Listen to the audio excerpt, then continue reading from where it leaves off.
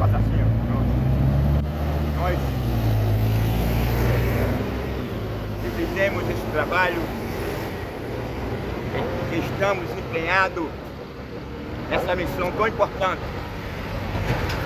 que para muitos não tem essa oportunidade, porque trabalham, ou porque estão no hospital, ou numa cadeira de roda. Mas nós temos essa oportunidade, estamos aqui empenhados para falar desse tão grande amor de Deus para com a humanidade.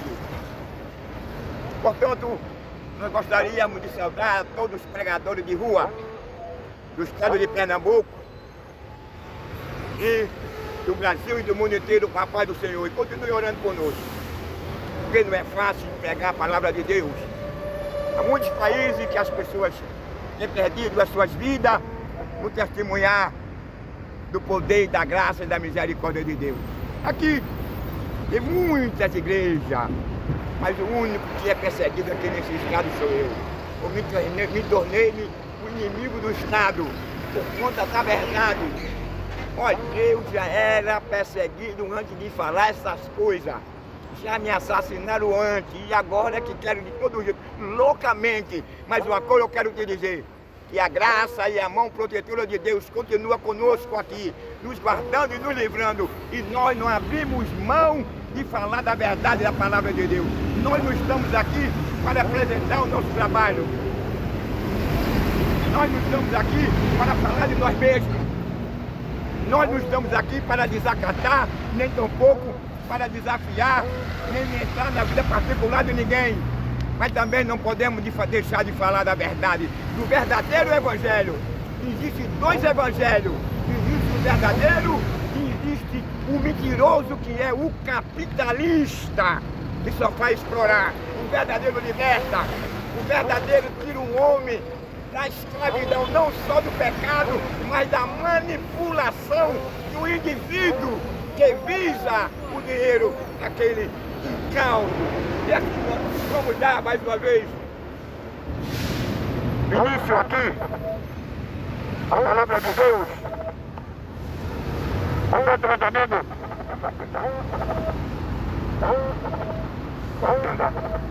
Dá uma pausa aí, irmão, dá uma pausa.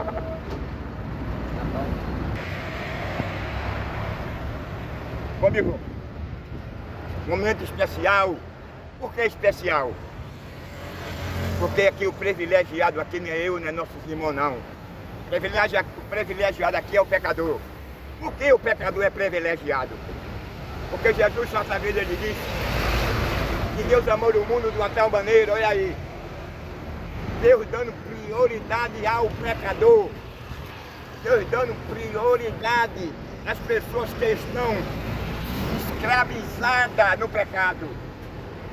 Você bem sabe, já me conhece o que é o pecado, como ele se revela na vida do indivíduo humano. Como deu início o pecado deu início lá no inferno.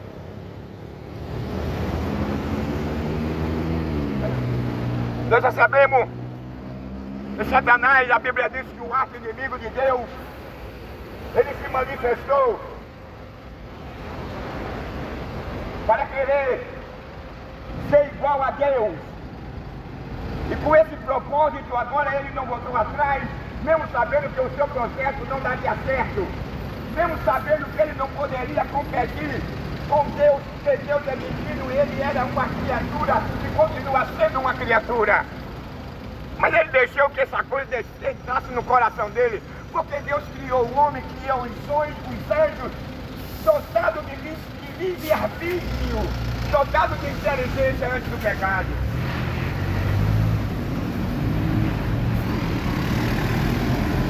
Meus amigos, eu quero te dizer uma coisa, o diabo não brinca.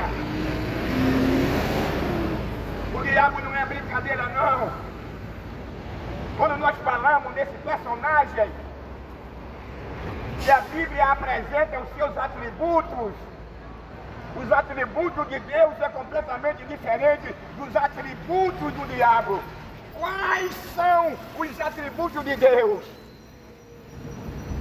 é o amor, é a justiça, é a longanimidade, é a paz. E quais são os atributos do diabo? Jesus apresentou agora o atributo do arqui-inimigo dele. Os atributos do diabo é o quê? Em primeiro lugar, Jesus apresenta que ele é mentiroso. Em segundo lugar, Jesus apresenta que ele é o pai da mentira. Em terceiro lugar, a Bíblia apresenta que ele é ladrão. Em quarto lugar, a Bíblia apresenta que ele é roubador. Em quinto lugar, ele apresenta que ele é assassino. Quando ele perdeu o seu lugar de origem, que ele foi lançado, houve uma guerra, literalmente. Não foi simbólico, não foi literal, houve uma guerra no céu. E com essa guerra no céu, Satanás, com o seu projeto, com o seu plano, ele foi lançado do céu da terra. E quando agora ele é lançado do céu, porque a Bíblia diz que não há uma comunhão com a luz, com as trevas.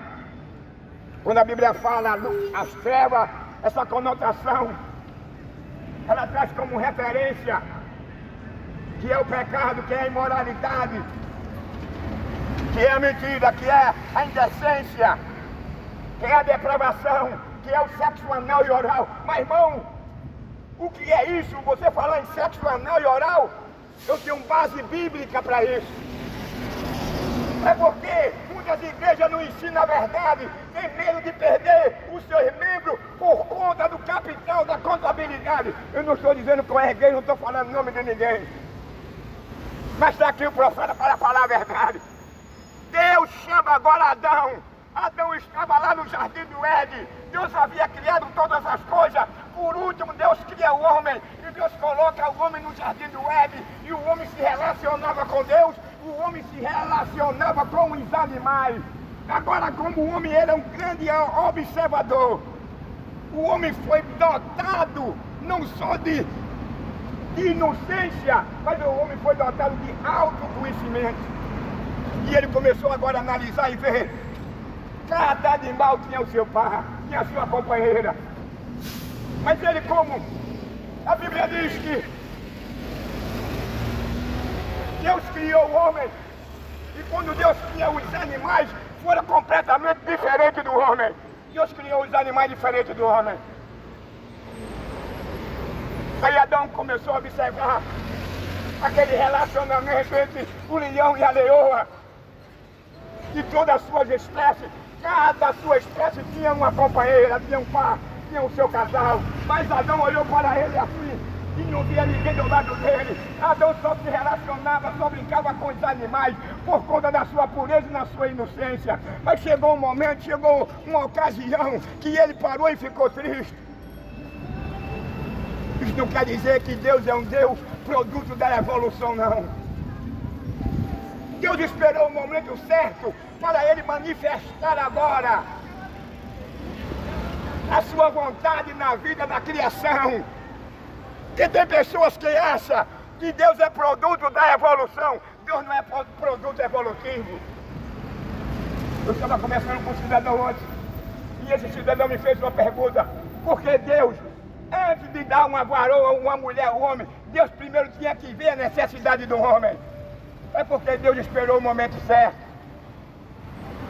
Na sua presciência, na sua onisciência, Deus sabia a necessidade de Adão. Aí Deus agora, o que é que Deus faz? Deus conversa com Jesus e disse: Jesus, olha, nós estamos vendo agora que Adão está triste. Adão era aquela pessoa que se relacionava bem com os animais, que brincava. Agora ele parece que está depressivo. Ele agora procura um lugar para viver, ficar sozinho, por conta de uma companhia. Aí ele ia observar que o leão tinha a sua companheira e ele não tinha uma companheira. Ele ficou triste. Aí Deus agora não resolve, não.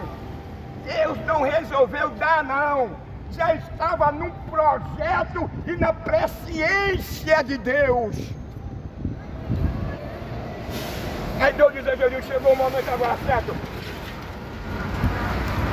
nós queríamos ver, nós estamos vendo. É Adão triste, é Adão pedindo uma companheira. A tristeza de Adão não precisava Adão usar o lado oral, não, para dizer, Deus, eu preciso de uma companheira, eu preciso de uma mulher, não. Ele não precisou de usar o seu lado oral, não.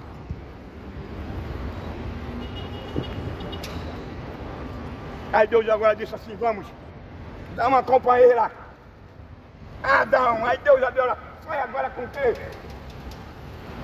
Cai um profundo sono em Adão, e da costela de Adão Deus tira uma mulher. E quando Deus tira aquela mulher de Adão, Adão desperta do sono, e Deus mostrou a Adão a sua mulher. E quando Adão olha para a mulher e diz para a mulher, essa mulher agora é osso dos meus ossos e carne da minha carne. Na minha tradução, no nosso vocábulo, o que o escritor ele estava querendo dizer, Jesus estava dizendo, eu não posso dividir a minha mulher com outro homem, não. Eu não posso permitir a minha mulher se deitar na cama com outro homem, não.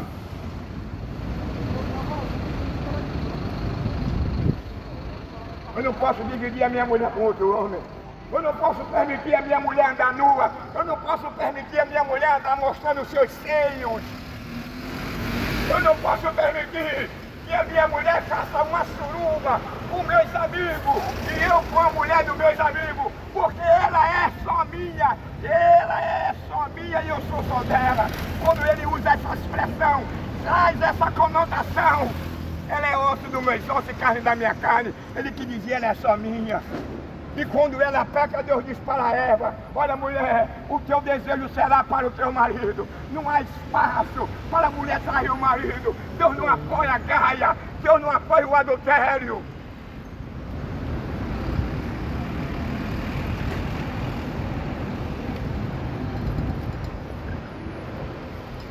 Me permita, eu peço permissão, porque eu tenho direito da Constituição, e Lula agora criou uma carta dizendo que ninguém pode interferir na pregação dos pregadores na rua, não. Até porque a oposição está metendo pau em Lula, que Lula quer tirar proveito com isso. Aí é um problema de político deles lá. Eu quero dizer que no direitos humanos, na Constituição, nós temos a liberdade de expressão. Nós não podemos ofender a ninguém.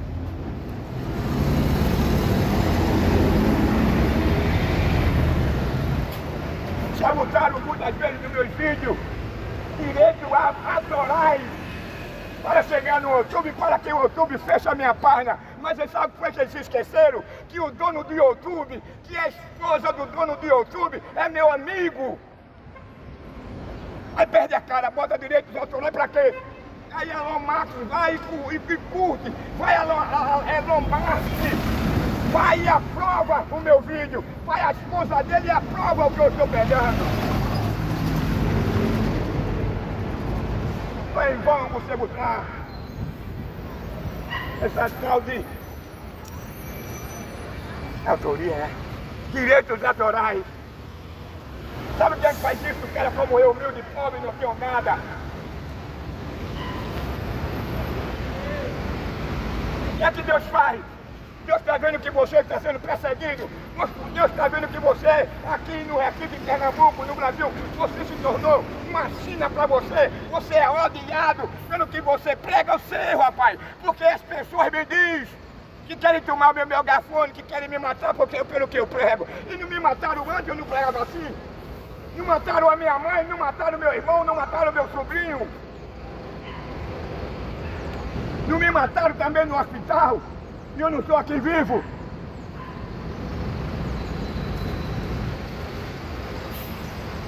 Ninguém é absoluto na minha vida.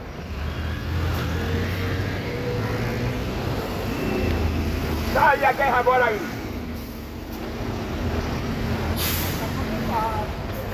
Tá a briga aí, agora eu não tenho nada a ver com isso. Tá a briga agora aí de Elon Musk com o Supremo. Com um carequinha, não vou falar o nome dele não, um carequinha. É uma falta de ética da minha parte. Alexandre de Moraes. Não podemos falar o nome da falta de ética. Eu digo porque eu entro na página de Elon Musk, da esposa dele, eu vejo. Já hoje mesmo, ontem ele me chamou para eu curtir a página dele e eu curti. E ele aprova o que eu prego, ele aprova o que eu digo, ele ignora esses direitos autorais. Porque estão em todo canto que eu chego pregando, estão buscando esse direito autorais para me calar, para me silenciar, para eu não falar a verdade do Evangelho, porque nós não viemos para aqui para desacatar, não. Nós não viemos aqui para entrar na vida particular de ninguém, não. Nós viemos aqui para falar a palavra de Deus com verdade. Foi até bom Lula fazer essa cartilha aí. E ninguém pode interferir no pregador do meio da ritmo de rua. Sabemos que aqui no nosso país, no nosso estado, ninguém aqui respeita a Constituição, ninguém aqui respeita os direitos humanos. Se pudesse, acabaria com nossos cultos no meio da rua.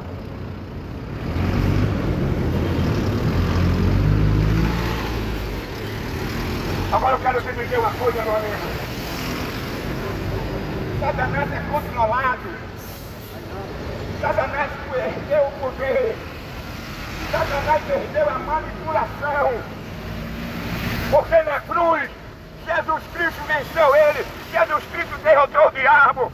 Quando o homem vivia sob um jugo satânico, quando o homem estava condenado à maldição, quando o homem ele estava e continua estando condenado à morte eterna. Agora, você hoje só vai para essa morte eterna pela sua escolha. Você que escolhe. Antes você ia, porque ninguém era digno de desatar o selo, nem de ver o que estava escrito no livro. Ninguém era digno de ler o que estava escrito no livro. E o evangelista morreu, chorou, porque ele viu que a condição da humanidade não havia solução. Aí um ancião olhou para João e disse: João, por que tu chora? Eis aqui o leão da tribo de Judá, que morreu, que ressuscitou, para o bem da nação. O maior prejuízo da tua nação, o maior prejuízo do mundo é a ignorância, é a cegueira espiritual. É o cara ignorar a existência de Deus. É o cara tentar reprovar, ignorar, menosprezar a graça, o perdão e o amor de Deus para com a sua vida, para com a sua família.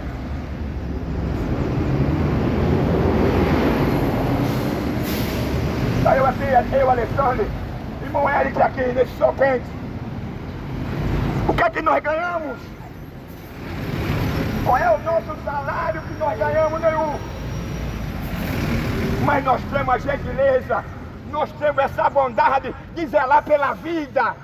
Nós temos amor. Alguém disse a mim, pastor, eu digo eu sou pastor, olha aí as minhas ovelhas aí.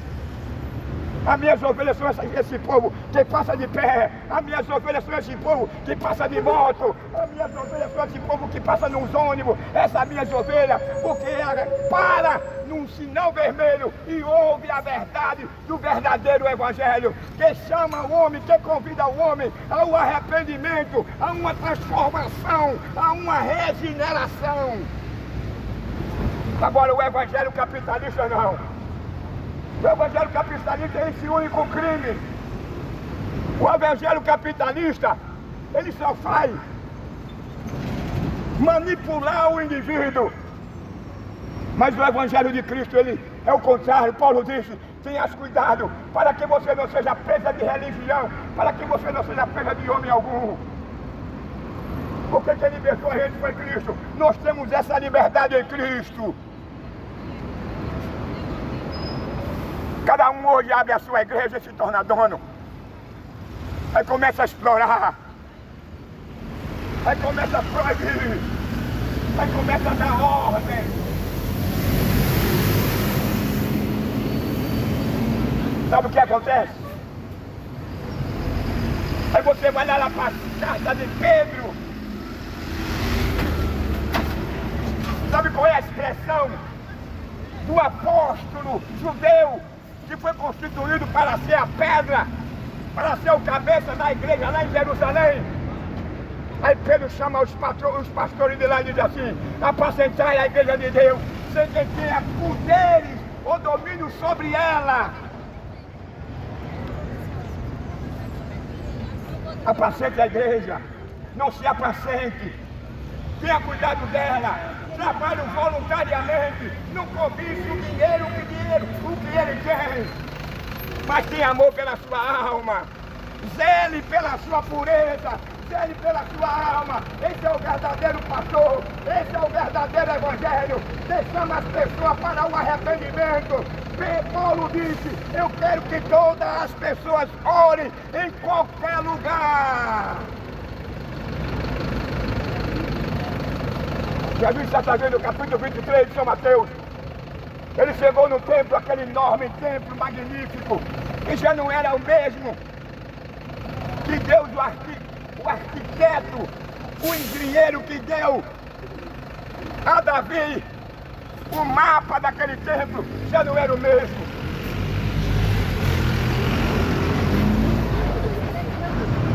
Jesus chegou para ele e disse assim, olha aí apontou para ele, não ficará pedra sobre pedra que não seja derrubado. Jesus agora está cortando o seu círculo com a 4 paredes. O que aconteceu nos anos 70, veio o general Tito, invadiu Jerusalém, profanou o templo e tocou fogo no templo.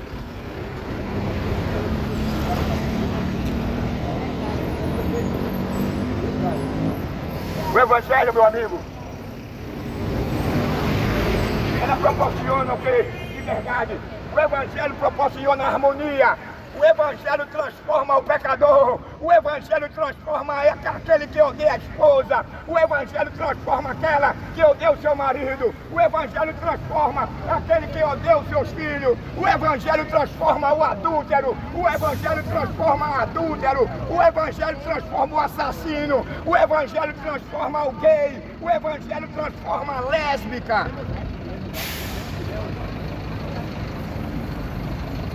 Sabe por quê? Porque Deus dotou o homem de livre-arbítrio. O homem é um ser social. Quando eles pecaram, de imediato agora Deus faz uma roupagem para Adão e Eva, para que agora eles se viessem se relacionar, não como ele se relacionava na sua inocência. Agora ele não era mais inocente, o mal havia agora atingido a sua natureza, e ela passou a ser uma natureza decaída e pecaminosa. Portanto, os homens agora e as mulheres não podiam se relacionar nu, nem ela nua.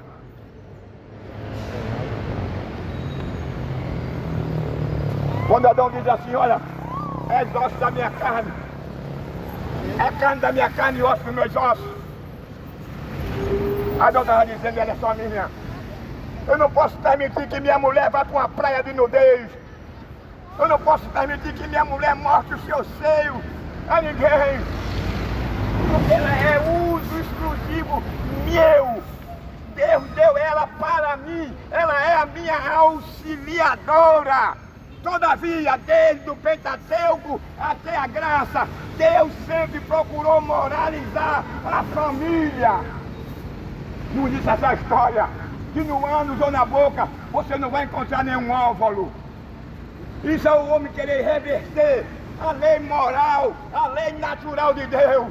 Se o homem usasse, se Adão tivesse sua relação por via anal e oral, sabe quantas vezes nós existiríamos nenhuma? Porque no ano e nem na boca não há óvulos. O pecado, a natureza decaída. Uma pessoa chegou para mim e disse, bom, que palavra feia, eu digo, meu amigo, eu estou vendo que o seu professor me ensinou muito bem, porque pelo que eu aprendi na escola, pênis de vagina é uma palavra científica.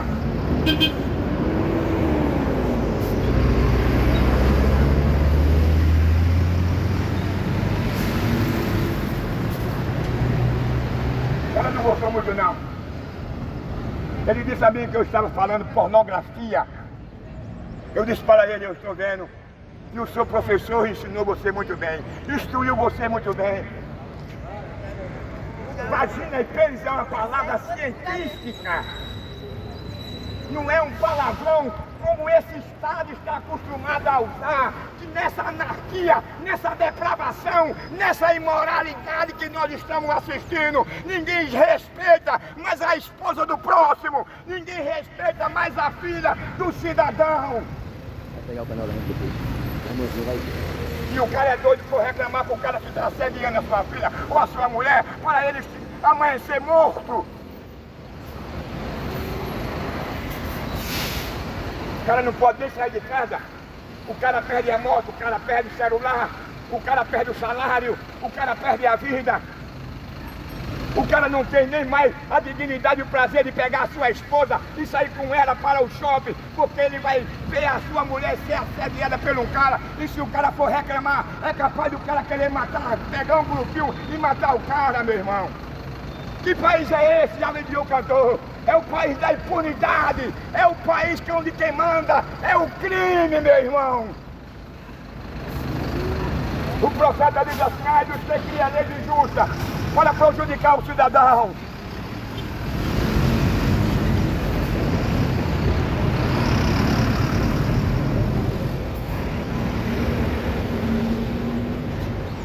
Quando o profeta viu esse cenário para a sua época, ele disse: você vai criar essa lei para que o cidadão seja prejudicado. Você vai criar essa lei para o cidadão não ter uma boa casa, uma boa moradia. Você vai criar essa lei para que o cara ganhe um salário de fome. Você vai criar essa lei para que a lei não proteja o cidadão. Você vai criar essa lei para beneficiar vocês. A lei nossa só beneficia quem? Ao presidente, ao vice, ao senado, aos deputados, aos vereadores e aos ministros. É a palavra de Deus que diz: ai dos que cria leis injustas. Quando ele diz assim, ai, é porque Deus vai ser severo com ele, Deus vai cobrar dele. O cara hoje, ele trabalha, se esforça, antes de ir à televisão é uma vergonha, meu amigo, não deixa de ser assaltado. Tem cara que já foi assaltado 10 vezes, com todo respeito à nossa, mas ela precisa tomar uma iniciativa. Ela tem que ter, ela pode aumentar o efetivo, ela pode aumentar, mas a polícia botar a cavalaria na rua.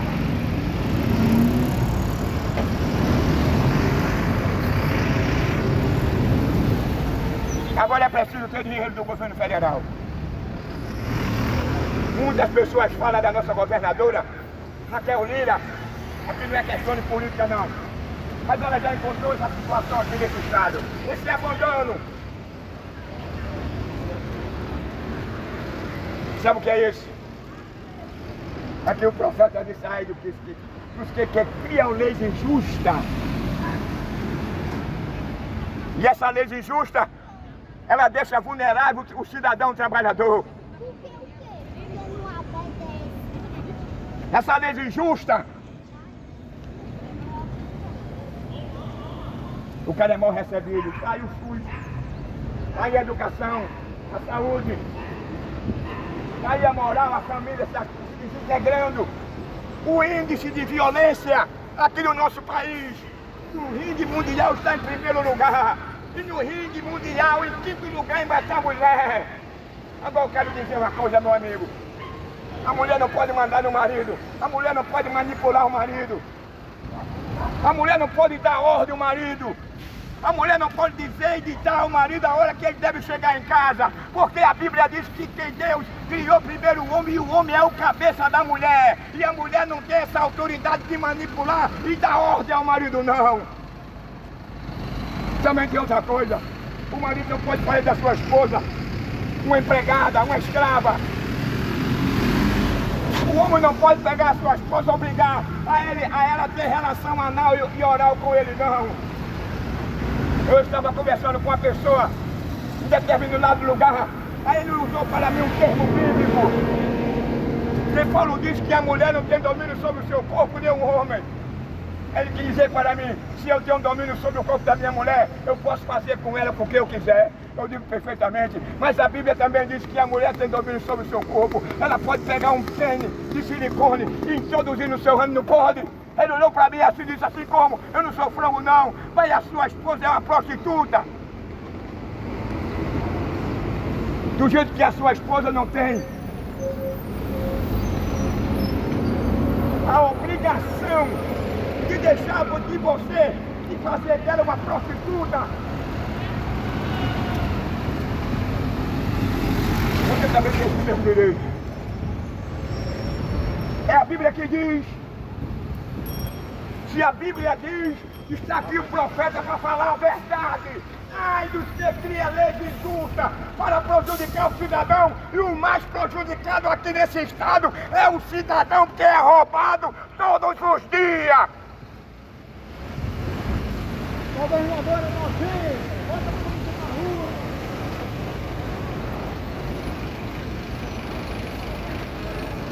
rua. Essa impunidade e esse cooperativismo, essa falta de respeito para com a sociedade, essa falta de respeito para com o cidadão, Deus vai cobrar, Deus vai pegar, você vai chamar, o que você planta você vai colher. A Bíblia diz que há um trono, há um Deus, há um poder acima de qualquer governo humano.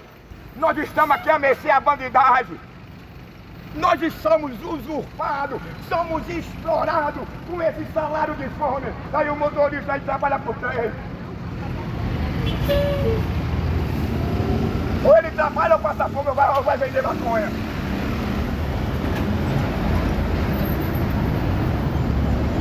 Hoje vender maconha, vender pedra é muito louco. Hoje o cara vendeu uma pedrinha, vendeu uma maconhazinha, mas sacou 40 gramas da negócio. Matar hoje é um bom negócio.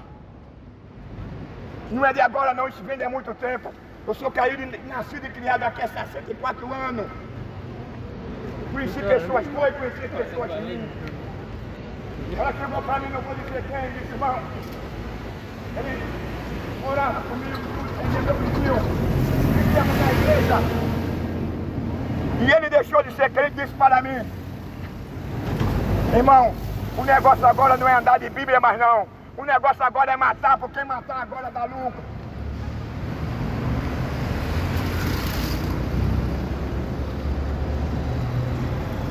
Tem se tornado um bom negócio. É o tráfico de órgãos, o tráfico humano, o tráfico de droga e matar. Agora eu quero te dizer uma coisa. Você não vai ficar impune não. Porque tudo que nós plantamos, nós colheremos. Há um tribunal que está reservado para os fins dos tempos. Há um tribunal onde todas as autoridades, há um tribunal onde todo mundo, toda tribo, nações e língua irão comparecer perante ele. Hoje ele está com o seu braço estendido, hoje ele está te perdoando, mas no dia do tribunal ele vai ser rigoroso, ele vai cobrar todo o sangue que você derramou, ele vai cobrar de você quando você ficava de quatro e era penetrado por outro homem, ele vai cobrar de você quando você obrigava a sua companheira a ter um relacionamento anal e oral. Não pense você que você vai ficar impune, não.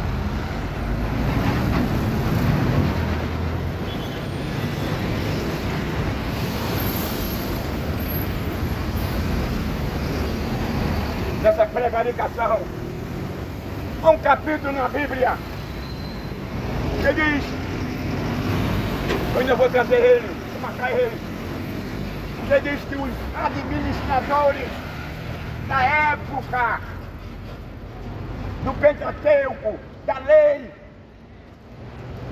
ele era mais amigo do ladrão, do assassino, era mais ladrão do que não presta do que do cidadão.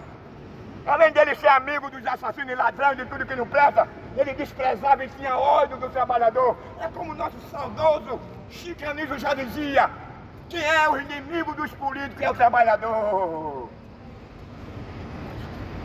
Aí Chico Anísio dizia assim, tire a malmita do trabalhador.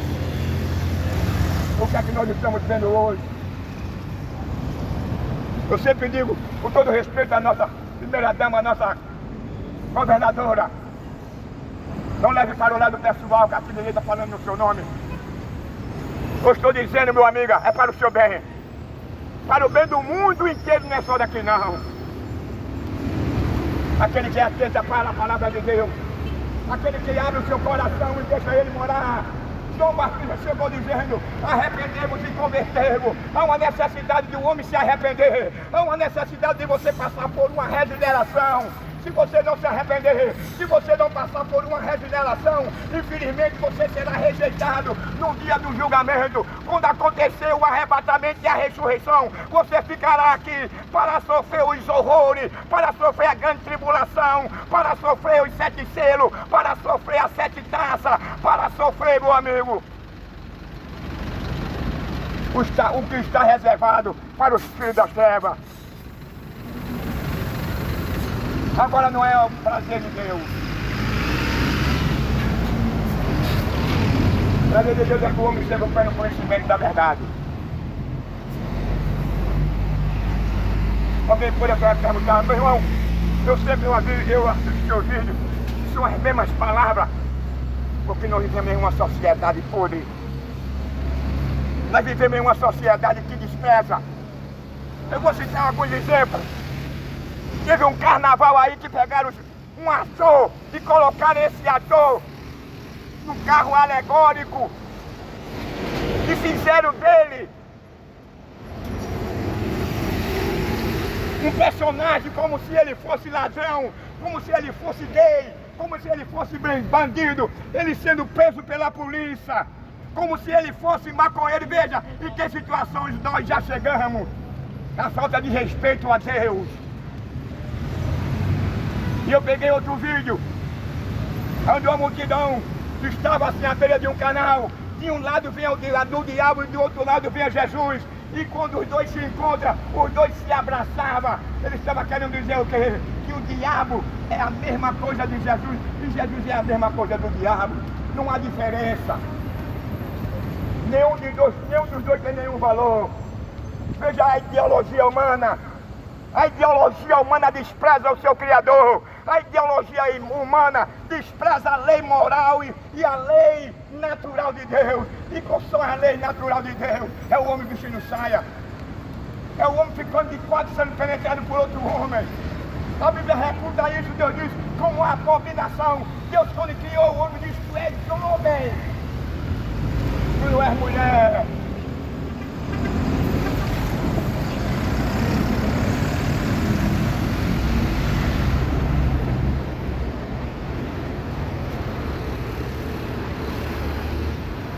Sabe qual é a pior cegueira do homem? É aquela cegueira, não é aquela cegueira que o cara anda com um pauzinho, com um cachorro, não. Não é lavrador, não. A pior cegueira do homem é a cegueira espiritual. A pior cegueira do homem é o homem não querer enxergar que ele é dependente de Deus. A pior cegueira do homem é quando ele ignora Cristo como Salvador. A pior cegueira do homem é quando o homem ignora que Cristo é o seu Senhor. A pior ignorância do homem é que ele ignora que Jesus Cristo morreu na cruz lá no Gólgota, fora de Jerusalém. A pior ignorância do homem é o homem não acreditar na existência de Deus. A pior cegueira do homem é quando o homem ignora a graça, a bondade e o perdão dele. Dentro dessa conotação, dessa ignorância, da sua escolha, porque Deus criou o homem e adotou o homem de livre-arbítrio. Deus não tem prazer de condenar o homem. O homem é que faz a sua escolha. E a escolha do homem vai levar o homem à condenação eterna, não é o prazer de Deus. E lá no inferno não tem barra. Lá no inferno não tem cerveja. Lá no inferno não tem maconha. Lá no inferno não tem uma pedrinha. Lá no inferno você não vai se relacionar com a mulher. Lá no inferno você não vai mais poder vestir uma saradinha ou um filetal. Lá no inferno não tem um telão. Lá no inferno não tem um campo de futebol. Lá no inferno não tem um hospital. No inferno vai de bicicleta. Eu não vai ver hospital. Lá no inferno não tem um mar para você tomar um banho e se queimar. Lá no inferno Você não vai poder mais estar reunido com a sua família para almoçar, para jantar.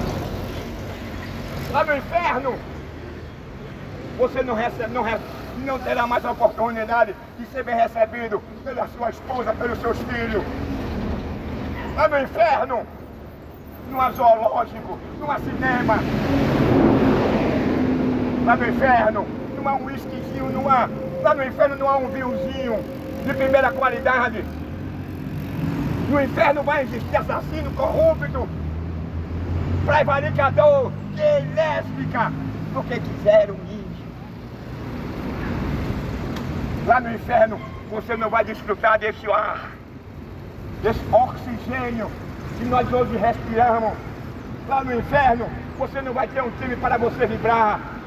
Lá no inferno você não vai ter uma mesinha para você tomar a sua cervejinha no seu shopping. Lá no inferno você não vai ter mais o prazer de matar e derramar sangue, e arrancar a cabeça e espartejar. Lá no inferno você não vai mais poder assediar a mulher dos outros.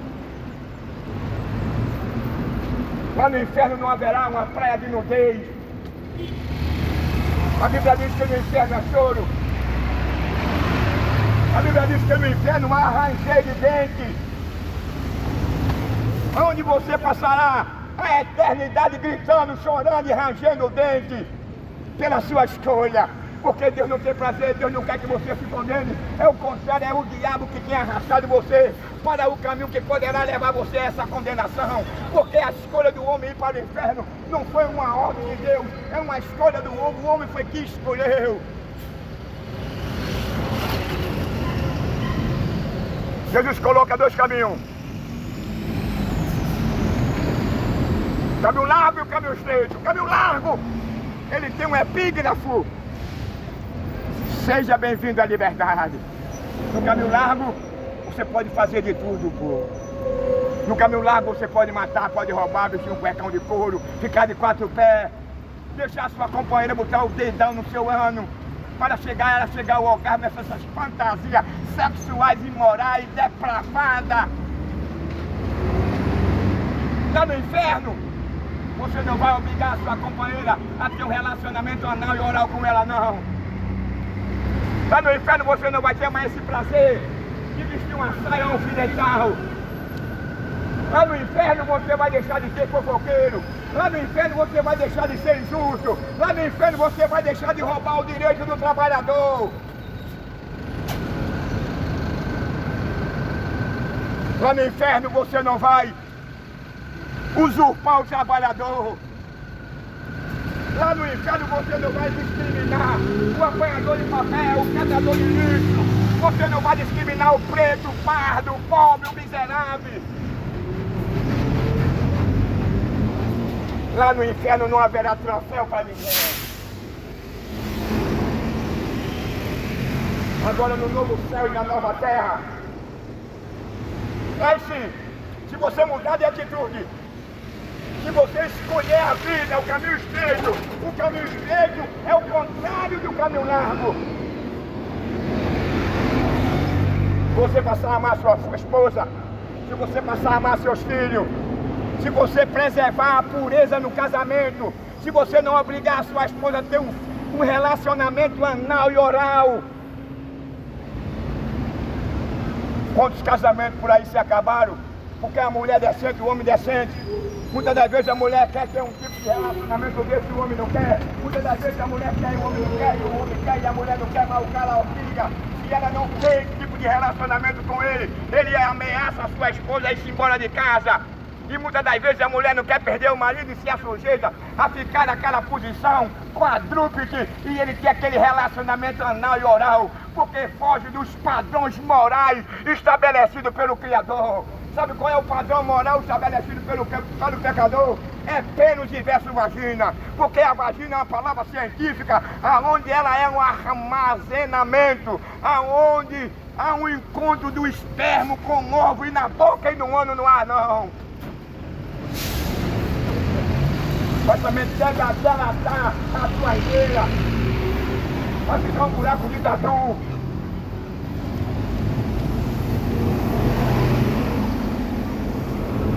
Sabe o que é isso?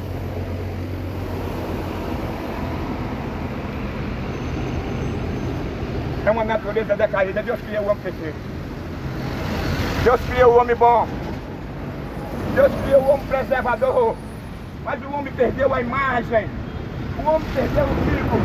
Fazendo uma retificação, o homem perdeu a sua semelhança. Que são esses atributos: a moral, a dignidade, a preservação, o pudor, a vergonha, a decência, o respeito. O homem agora ama as trevas. O homem tem prazer das coisas deste mundo e aborrece a Deus pelas suas práticas. A Bíblia diz que quem ama este mundo, o amor de Deus não está nele.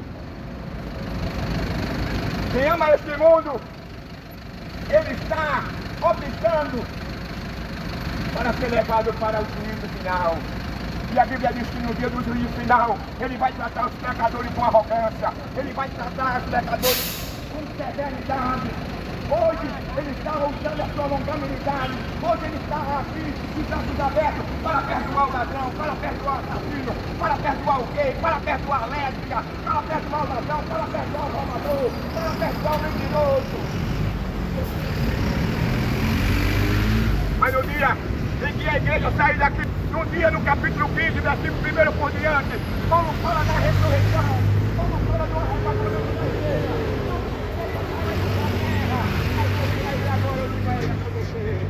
Você vai em busca de ouvir essa palavra. Na morte você correrá para um lado, para outro, em busca de ouvir um pregador, em busca de ouvir aquele que muitas vezes você buscava e botar a mão nele para matar, para desovar. Aquele que você defamava. Aquele que você lutava para derrotar e acabar com a imagem dele e da sua família. Aí você vai procurar, mas vai ser tarde. Porque a igreja subiu. E a vinda de Cristo, Paulo diz que o dia e a hora ninguém sabe. Ele pode vir hoje, como pode vir daqui a 100 anos. Mas ele vem. E se ele vier, o que você apresentará a ele? Porque se desculpar perante dele você não pode. Porque ele tem um livro das obras. O seu nome está escrito no livro das obras. Toda a sua biografia, toda a sua história está escrita, está com ele. Ele vai abrir esse livro quando você for chamado. E ele vai relatar diante da igreja todos os seus atos, todas as suas ações. E não mais você poderá dizer a ele que não fez. Porque se trata de Deus. É a questão do pecador, é. Mas ele está de braços abertos, ele quer te perdoar. Ele diz assim: meu filho, abre o teu coração. Vinde a mim todos vós que estáis cansados e oprimidos, e eu vos aliviarei. Esse é o verdadeiro propósito de Deus, é de reconciliar o pecador, seja ele quem for, seja qual for o seu pecado, largo, estreito, vermelho, preto, ele não está interessado. O que ele está interessado é ver um coração aquebrantado, um coração que reconheça que precisa do seu perdão. Eu quero aqui encerrar com essa saudação.